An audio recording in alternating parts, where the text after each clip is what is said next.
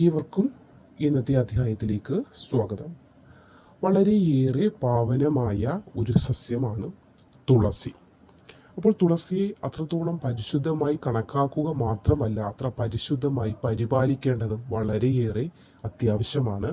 അതുകൊണ്ട് തന്നെ ഈ ചെടി നടുമ്പോൾ അതിന് കൃത്യമായി വെള്ളമൊഴിക്കാനും അതിനെ കൃത്യമായി പരിപാലിക്കാനും സാധിക്കുമെങ്കിൽ മാത്രമേ അതിന് മുതിരാൻ പാടുള്ളൂ. വെള്ളമൊഴിക്കാൻ സാധിക്കില്ല, അല്ലെങ്കിൽ അതിനെ കൃത്യമായി സൂക്ഷിക്കാൻ സാധിക്കില്ല. അതിൻ്റെ പവിത്രത നഷ്ടപ്പെടാതെ അല്ലെങ്കിൽ കളങ്കം വരുത്താതെ അതിനെ സൂക്ഷിക്കാൻ നിങ്ങൾക്ക് സാധിക്കുമെങ്കിൽ മാത്രമേ തുളസി നട്ടു വളർത്താൻ പാടുള്ളൂ. അല്ലാത്ത പക്ഷം ആ കുടുംബത്തിന് തന്നെ ദോഷകരമായി ഇത് മാറുന്നതാണ്. ഇത് കാരണം ഇത് ഉണങ്ങി പോവുകയോ ഇതിൻ്റെ ശാഖകളോ ഇതിൻ്റെ കമ്പൊക്കെ ഉണങ്ങി പോവുകയാണെങ്കിൽ അത് വളരെയധികം ദോഷത്തിന് കാരണമാകും. അതുകൊണ്ട് നിങ്ങൾ മനസ്സിലാക്കുക, കേവലം ഒരു സസ്യമല്ലേ, അത് ഉണങ്ങിയാൽ കുഴപ്പമില്ല, അല്ലെങ്കിൽ അത് പിഴുത് കളയാം എന്നൊക്കെ ഒരു ചിന്ത മനസ്സിലുണ്ടെങ്കിൽ അത് പാടില്ല. കാരണം തുളസിയാണ്, അതിനെ വളരെ പവിത്രതയോടെ വേണം നിങ്ങൾ പരിപാലിക്കുവാൻ. തുളസി നടുമ്പോൾ വടക്ക് കിഴക്ക് ദിശയിൽ വേണം നടാനായിട്ടും.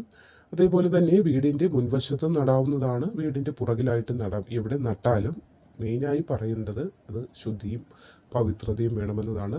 കൂടാതെ ചില ദിവസങ്ങളിൽ ഇതിൽ നിന്ന് ഇല നുള്ളിയെടുക്കാനും പാടില്ല. അത് ഏതൊക്കെ ദിവസമാണെന്ന് കൂടി പറഞ്ഞുതരാം. ഞായറാഴ്ച അതേപോലെ ഏകാദശി ദിവസങ്ങളിലൊന്നും തുളസിയിൽ നിന്നും ഇല നുള്ളിയെടുക്കരുത് എന്നതാണ് വിശ്വാസം.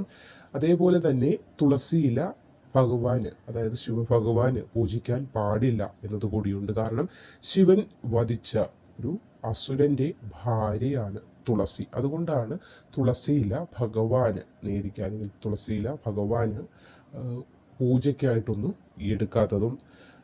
ഇവിടെ തുളസി ചെടിയെ ഒരു സ്ത്രീയായിട്ടാണ് കണക്കാക്കപ്പെടുന്നത്. അതുകൊണ്ട് തന്നെ ഈ തുളസിയെ പവിത്രമായി സൂക്ഷിക്കേണ്ട ഈ തുളസിയുടെ സമീപത്തായിട്ട് മുള്ളുള്ള ചെടികളൊന്നും നട്ട് വളർത്താനും പാടുള്ളതല്ല. അതുകൂടാതെ തുളസിയുടെ എണ്ണം 3, 5 തുടങ്ങിയ ഒറ്റ സംഖ്യകളിൽ വരാനും പാടില്ല. 3 ആവാനും പാടില്ല, 5 ആകാനും പാടില്ല. അപ്പോൾ അതിൽ കൂടുതലായിരിക്കാം, അല്ലെങ്കിൽ അതിൽ കുറവായിട്ട് നിങ്ങൾക്ക് നട്ടു പരിപാലിക്കാവുന്നതാണ്.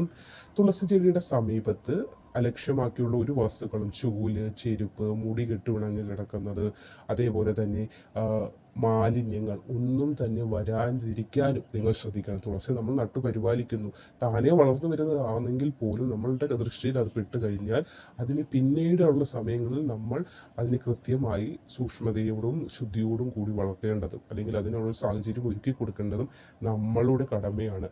അങ്ങനെ ചെയ്യുന്ന നിമിത്തം നിങ്ങളുടെ കുടുംബം തന്നെ ശ്രേയസ്സിലേക്കും ഭാഗ്യത്തിലേക്കുമൊക്കെ കടക്കുന്നതിനും ഇത് സഹായിക്കുന്നതാണ്.